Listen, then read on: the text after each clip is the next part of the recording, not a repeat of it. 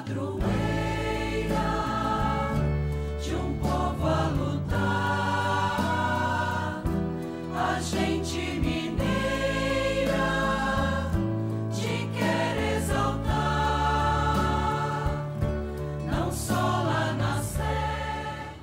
Amado irmão, amada irmã, saúde e paz. Hoje é domingo, dia do Senhor, dia especial de nos deixarmos interpelar pela palavra santa de Deus. Por isso a centralidade da proclamação da palavra. Por isso o desafio de sermos uma igreja eucarística como somos, mas de sermos uma igreja da palavra. Sustentados, pois, pela copiosa graça de Deus, e impulsionados pelo desejo de procura, indo ao encontro daquele que vem, Cristo Jesus, nosso irmão e Redentor, celebramos hoje este dia do Senhor, abrindo o caminho de horizonte largo para a vivência da segunda semana do tempo do Advento, preparando-nos para o Natal do Senhor. Adverte-nos sabiamente nos seus sermões São Bernardo Abade, quando diz: repara bem no tempo em que veio o Salvador, pois ele não veio no início nem no meio, mas no fim dos tempos. Isto não foi feito de modo fortuito, mas a divina sabedoria dispôs sabiamente trazer o seu auxílio no momento mais necessário, não ignorando a tendência dos filhos de Adão e sua ingratidão. Já se fazia tarde e o dia declinava, o sol de justiça se havia posto quase por completo, de São Bernardo, tornando-se muito fraco o seu brilho e o seu calor na terra. Também a luz do conhecimento de Deus se tornara fraca e a abundância da iniquidade havia esfriado o ardor da caridade. Já não aparecia nenhum anjo, nem profeta algum falava.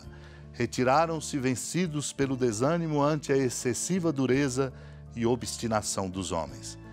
Então eu, o Filho, disse: eis que venho, lembrando o Salmo 39.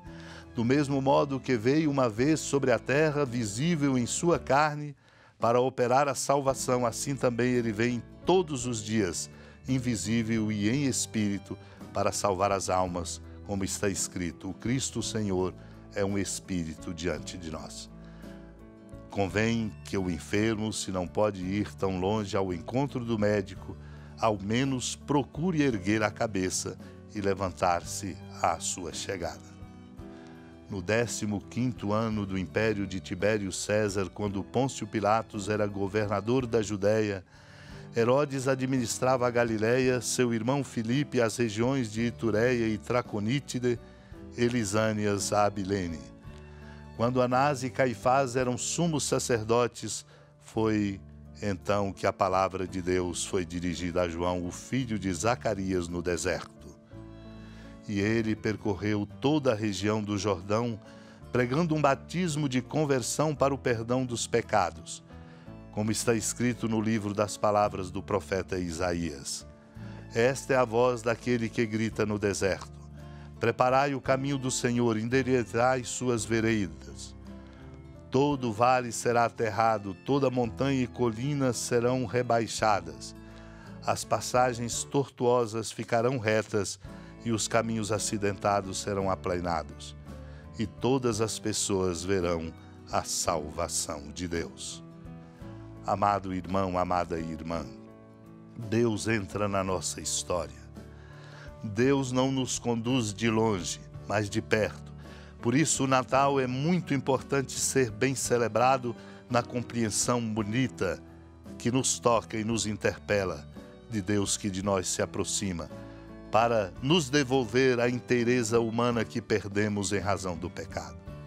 Por isso, quando lembra, no 15º ano do império de Tibério César, Pôncio Pilatos governador, administrador Herodes da Galiléia, seu irmão Filipe da Itureia, de Traconite, Lisânia e Abilene, lembrando também os sumos sacerdotes Anás e Caifás, é para exatamente dizer: a palavra de Deus foi dirigida a João. Ela entra na história para compreendermos que é pela força da palavra de Deus e na fecundidade da graça é que nós podemos caminhar na direção do amor e recuperar a nossa vida e termos força e sabedoria para construirmos um tempo novo, como é tão urgente e necessário. Não faremos progresso, não avançaremos na direção daquilo que devemos simplesmente pela nossa própria força ou simplesmente com a nossa lógica humana. Por isso, João prega um batismo de conversão para o perdão dos pecados, para dizer exatamente a cada um de nós: é preciso aprender e exercitar-se na competência de rever a própria vida. Este é um enorme desafio, porque muitas vezes é muito fácil ver a vida dos outros, condenar os outros, julgar os outros, e a perda da própria competência humana e espiritual de ver-se, e por isso se desqualifica no modo de tratar, de agir e de dizer que estão na contramão da fé, da verdade e do amor. Por isso lembra a palavra do profeta Isaías. Esta é a voz daquele que grita no deserto, e é o convite que nos é posto hoje. Preparai o caminho do Senhor, endireitai as suas veredas. Toca não simplesmente uma reorganização de toda a sociedade, mas sobretudo da nossa fidelidade aos valores éticos por uma moralidade que nos faça capazes de viver a vida de verdade na força do amor de Deus. Todo vale será aterrado, toda montanha e colina serão rebaixadas, as passagens tortuosas ficarão retas e os caminhos acidentados serão aplainados. E as pessoas vão ver a salvação de Deus. Só é possível isso, amado e amada de Deus, na medida em que nós assumirmos os valores do Evangelho e nos esforçarmos para traduzi-los na nossa conduta. Rico e iluminador é o que encontramos nos comentários de Eusébio de Cesareia no século IV, quando sublinha dizendo: uma voz clama no deserto, preparai o caminho do Senhor, endireitai as veredas do nosso Deus. Declara abertamente o profeta Isaías que não é em Jerusalém, mas no deserto, que se há de realizar esta profecia, isto é, a manifestação da glória do Senhor e o anúncio da salvação para toda a humanidade. E historicamente é a letra quando João Batista pregou o advento salvador de Deus no deserto do Jordão, onde se manifestou a salvação de Deus. De fato, Cristo manifestou-se e a sua glória apareceu claramente a todos, quando depois do seu batismo se abriram os céus e o Espírito Santo, descendo em forma de pomba, repousou sobre ele, enquanto se ouvia a voz do Pai que dava testemunho de seu Filho, dizendo: este é o meu Filho muito amado, escutai-o. Tudo isso se dizia, meu irmão, minha irmã, porque Deus havia de vir ao deserto, intransitável e inacessível desde sempre, que era a humanidade.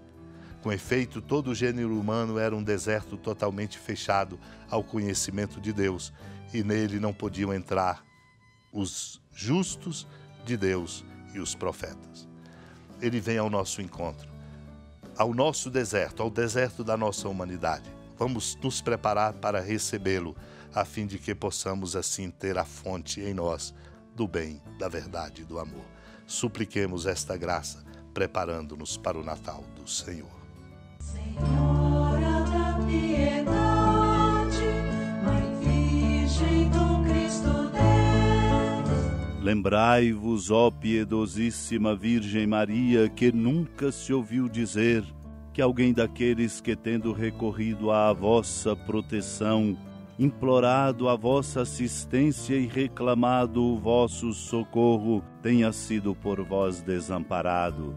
Animado com igual confiança, a vós recorro, ó Virgem das Virgens, e gemendo sob o peso dos meus pecados, me prostro a vossos pés. Não desprezeis as minhas súplicas, ó Mãe do Verbo encarnado, mas dignai-vos de as ouvir propícia e de me alcançar o que vos peço. Amém. Feliz padroeira de um povo a lutar, a gente mineira te quer exaltar, não só lá na serra, tu és esplendor,